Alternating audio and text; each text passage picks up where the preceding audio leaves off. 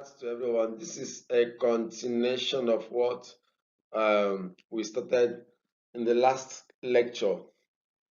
In the last class, we tried to compare extension practice in Nigeria with that of the Gambia, and then we tried to emphasize why there is need for the comparison. At the end of this class, we expect that you should be able to discuss the elements of agricultural extension system, be able to discuss the description of agricultural extension system, and then be able to discuss the criteria for measurement of agricultural extension system.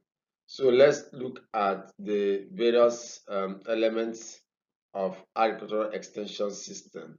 The elements of agricultural extension system that we'll be considering in this class will have to do with the nature of the extension policy, the mission and goals. We're going to look at the approaches and functions. We're going to look at the clientele. These are the major elements of extension system that we're going to consider. It's good that you also know these elements of extension system. Then next thing is that we are going to also look at the description of the agricultural extension system. In the description, when we have the element of nature of extension policy, the description is the classification of the various extension policies based on their degree of formality and informality. For missions and goals, for mission, the description is a broad, enduring statement of purpose that distinguishes the organization and identifies the scope of its operation. For goals, the description is changes required to fulfill mission and move towards vision, long range change targets. And then for the functions, in describing the extension functions, we are trying to articulate organization's uniqueness, build shared sense of purpose, shape employees' focus, communicate strategic directions, guide strategic planning, then potent resources to be committed.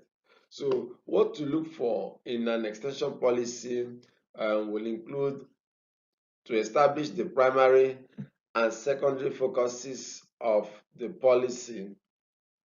Still under description, when we look at approaches and function, the description we are going for is to look at the function or the approach within the extension system in terms of farm enterprise, commodity, clientele, way of influence, objective, scale, scope, payment, and direction.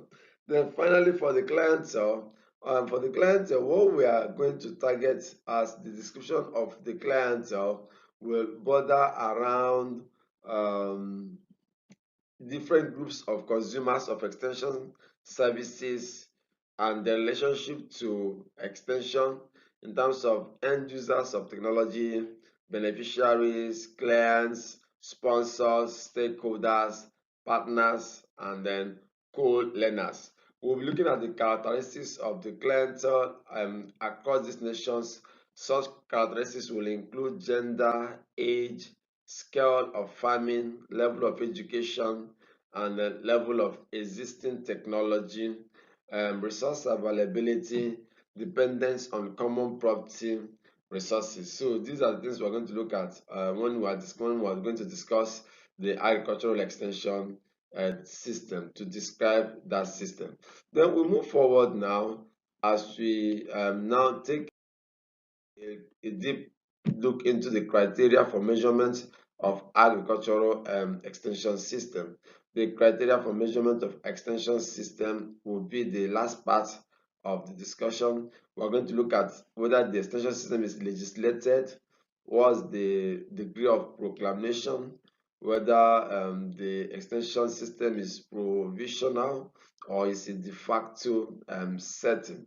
We're going to look at goals, improving product profitability, increase production, provide stability of production, and social development. Also, part of the criteria of measurement will include looking at pluralistic extension, ministry-based extension, decentralization, privatization, contracting in and out, demand-driven participation, the training and visit system TMV, information communication technologies, farmer field schools, project-based, and the community specialization. So these are the things that will make up our discussions for the criteria for measurement of agricultural extension system. That's what we'll be ending for this session. In the next session, we'll now go to look at the composition of extension in these countries and then pick up various areas to cross-examine extension policy in Nigeria and the Gambia. Thank you for your time.